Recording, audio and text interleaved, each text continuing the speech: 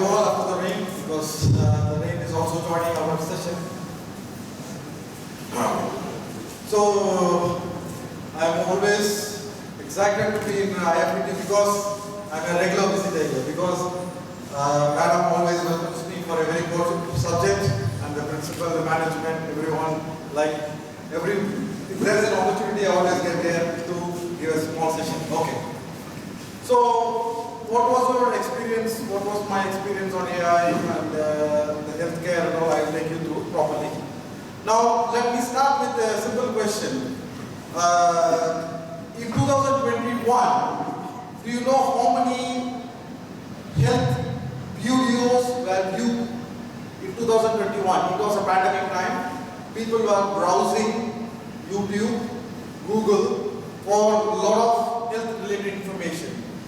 That was, I think, 100 billion plus. So the amount of queries we do, on internet, that was the beginning. That was the beginning of the healthcare AI where we are today. You know, when Steve Jobs passed away, it was in 2011. You know what was his problem? He had a pancreatic cancer. What he tried to do was, he wanted to find patients similar to him on a genetic model so that he can have a personalized medicine. This was in 2011. It was not too far, like around a decade past, but that was another opportunity where a very big billionaire tried to have some patterns of personal medicine. This was another example. Then, recently, you know, like now after this year, you would have seen a lot of people are using Google or YouTube or whatever to check about the symptoms. It could be flu, it could be pneumonia, or it could be any early diagnosis of a disease. Have you heard about ChatGPT? So, you know how it was built? What was the architecture behind it? What is the language model behind it? Who are the competitors behind it? So, ChatGPT, I use version 4. That is a paid version. So, that has a different result to 3.5. I use Anthropic from Amazon. I use Lambda. I use Palm from Google. These are the 4 language models I use myself for extrapolating and extracting data with the certain amount of input I give. So the language models which was a base of all this AI intelligence, it could be healthcare, automobile, coding, anything. The language model that was built for this whole architecture was the key innovation, I would say, for the artificial intelligence. So, let me start with a simple topic on that artificial intelligence, generative AI. Have you heard about generative AI? Generative AI is nothing but, again, ChatGPT, where you feed data, you get a lot of content matched from billions of patterns and matches.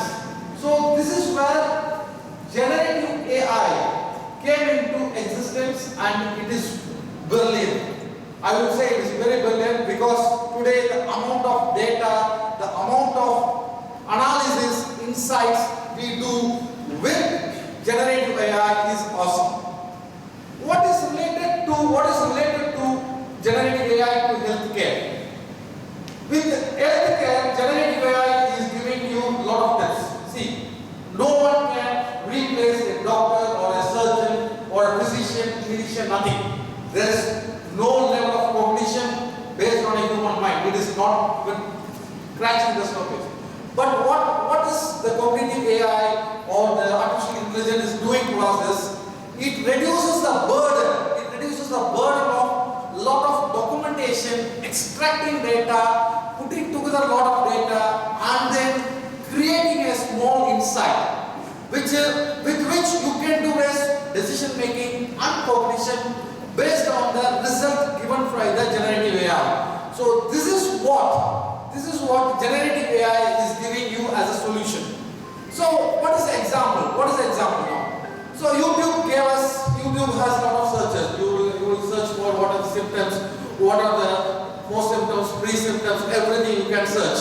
It could be from country-based, region-based, territory-based, everything could be searched on a region level. But what this transformation model does it aligns itself properly so that it gives you the right answer for your right question.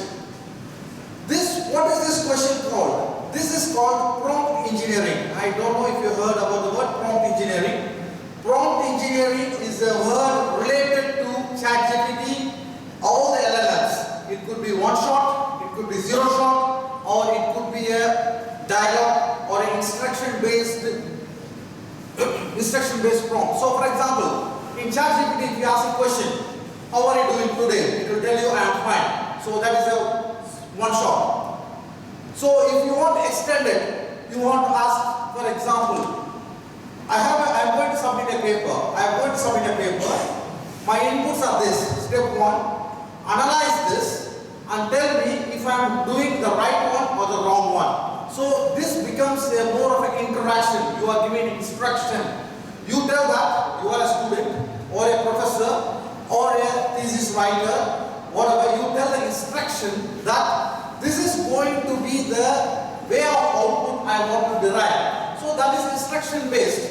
With that instruction based, you can throw the text there, get the result. From that result, you can extrapolate and make a decision making with that particular kind of prompt. So the prompt engineering is becoming a very big science engineering now itself, a branch in itself, because we are working with a lot of things. The reason why I want to introduce you with prompt engineering is this. As a doctor, as a physician, what happens is if you throw an image, if you throw an audio, if you throw a text file, if you throw an Excel file, spreadsheet, everything has to be processed. This processing has to be done based on a set of questions and queries and prompts. With these prompts only, you will be able to analyze it. See, the model is there, the language model you have built, but how to answer to a particular question, how to answer to a particular prompt, that is the science behind it. And that is where artificial intelligence and machine learning has come into existence for us. What I see is today there is a lot of myth that machine learning will kill a lot of jobs. ChatGPT will kill a lot of jobs. It's not the case. Let me tell you what are the examples I use. I use machine learning as a consultant for me, as a therapist for me, as a friend for me, as a coder for me, and even sometimes a reminder who can help me on certain things. So as a consultant, what I do is, for example, imagine that I'm doing a business proposal. I throw the proposal in ChatGPT. I tell you, okay, I have built this proposal. Can you tell me where it will be made more professional? So that becomes a consultant job. If I'm doing a Panda or a Python coding, wherein I'm analyzing a pattern for a particular Kaggle or a Spotify solution, what I do is I throw the data sets on that, give some samples and ask him what is the best way to approach, whether random forest approach or any other algorithm method. So this is the way I use it as a code. It is not taking my job, it is making me more smarter. That is where it comes as a coder. Then what as therapist, sometimes it says that, okay, I'm not feeling well, what should I do? I'm not going to do that. But what happens is, it will tell me, okay, why don't you take a rest? Why don't you take a break? Why don't you go for a walk? So this is the way it helps me. Machine helps me on a day-to-day activity. And that is where I see the value in the recent language models. It could be on any category. Recently now, Microsoft released Copilot. I don't know if you heard about it. Microsoft Copilot is a tool which can help you on coding, where you just put where it tell you that if you do a command, it will tell you, I want to do a polymerism function for a certain function. It will write the code and give you in C, C++, Java. And also it will translate. If you want to translate a COBOL code or a JavaScript code or a Go code to Python, or either way, this this also is done by ChatGPT. Or so why ChatGPT was very successful was, see, I'm not basing the argument on ChatGPT, I'm not promoting ChatGPT, but the reason is I want to reach how healthcare can be used with ChatGPT, because I want to give a live example rather than giving something which is peer. Okay, so I'm not an ambassador for anything, and I don't work for Microsoft. Okay, so if ChatGPT bar or Lambda or whatever algorithms that has been built, ChatGPT gave a much more clean UI and results, and they were the pioneers. They had GPT-3. It actually started from the paper called Attention for All, released by Google in 2007 or something like that. That was the start. But ChatGPT built the engine, 3.5 engine, and now the 4 engine. Now they will release soon the latest ones. So this is the numbers at all. So this is becoming very popular. The reason is the answers are not 100% correct, but it is closely enough to even to make a decision making. So that is where. So in how does it does in what it does in the healthcare industry? In the healthcare industry, I would say that it takes the data. It could be, for example, any X-ray reports or radiology reports or your medical history. This is identified and analyzed in ChatGPT and or in BARD or whatever, and it will tell you that okay, this person has near symptoms of a cancer. It could be wrong, but it will tell you it has a near symptoms of cancer. It could be absolutely wrong, but at least it gives you an early diagnosis and predictive things, because we might have like messed up the results. We could have given a false result. We could have something. We would have also human also makes mistakes. But the little information it has, it will give you a case and tell you, okay, you are closely really near enough to your pneumonia or a flu. So that is where I see the value of ChatGPT or the big engines. Can you build this? It's easy, but you need petabytes of data. You don't have it. But now the big guys, Microsoft or Google or Facebook, they have the infrastructure, money, investment, everything to put on this particular ChatGPT or the engines, because they have the muscle. We can't do. As a hospital, they can't invest on a language model. It's not easy. As a pharma industry, they cannot use. But rather than what they do is, they use the API functions of ChatGPT, BARD or whatever, and they use the results to get the values out of it. The pharma industries, for example, they do the clinical trials. With these clinical trials, they will tell you, okay, this is wrong, this is where the specimen has to be tested more, this is the variable, this variable is not there. I don't have much exposure to it, but I know the way the results it will give you. So this is in a nutshell, the world is going. Okay, what makes a doctor more efficient with the ChatGPT? I recently read an article from Mayo Clinic. Mayo Clinic is the US #1 clinic where they have all the clinical trials, they have all the cases. What they do is, imagine that they want to write a report or an insurance claim. For the insurance claim for a particular person, they use ChatGPT to do the proposal for the insurance claim. This is where the manpower is reduced, but rather than they will be able to process 4 people or 4 processes at a time rather than 1 or 2. So it saves time, it gives you more accuracy, it gives you where it spots the errors, and that is where I see the value in the whole process of the language models. So this transition of AI, it could be, you call it as a machine learning, where all it could be from the various data sources, text, audio, or whatever. Everything is put together has become a huge engine. What is the future of it? The future is very bright. The first one, the immediate thing what I see is a job opportunity is the prompt engineering. Then people have already started abusing it, because the danger is, the problem is now you don't have the real, you don't have, for a student, you don't know whether the code was from him or from ChatGPT. That is becoming an abuse of it, and that is a problem I hear everywhere. But on a smart way for us, if it is for ease of work, I feel ChatGPT is the best one. So now, I want you to ask some questions wherein you have any questions on the language models, Then I will go through the slides. Ask whatever you want because I want to be more interactive. That's it. How does I can interactive?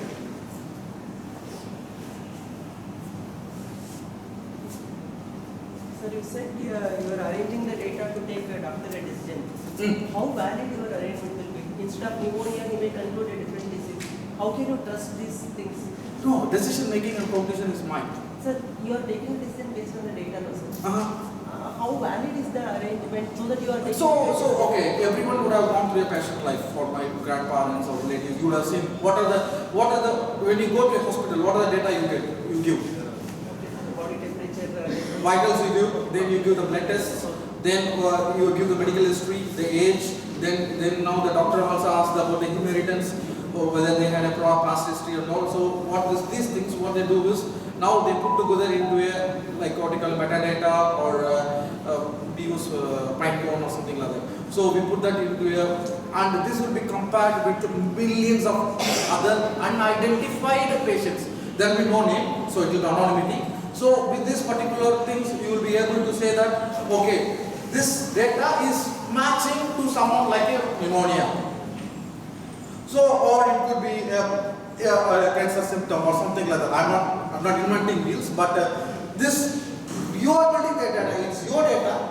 But for a doctor to go through all these things in his busy schedule, rather than like if there is a red flag, okay, this patient has to be taken care of immediately, at least you will have some attention on it, rather than going all the data. So that is the where you have the decision, but still the responsibility and if there is a court case, everything is the doctor has to still handle it. Because it is more doctor's intuition that will work sometimes. Of course, we can't replace it. We can't replace it. There is nowhere we can replace a doctor or their experience or anything like that. It is, you are reducing the burden on him a bit, that's it. That is where I see it, because everyone has their own vision of seeing, but I see that it is a reduction of burden. Even in my case as a technical person, it gives me, when I want to write a proposal or when I want to write a business case or anything like that, I use ChatGPT or any other engines for ease of things and even formatting them, because it gives you the topics where I have to go through it properly. So that way, and much more it gives you much more efficiency, that's it. I see that way. It is not going to replace me because someone has to initiate it and someone has always signed it. So it is going to be mine. People may take their own medicines because of this one. Because when not yes, exactly. There will be always a warning that like they are not a doctors. Yeah. It will tell you that I'll show you on my when I'm doing the demo. I'll show you because we are not going to trust it anyhow.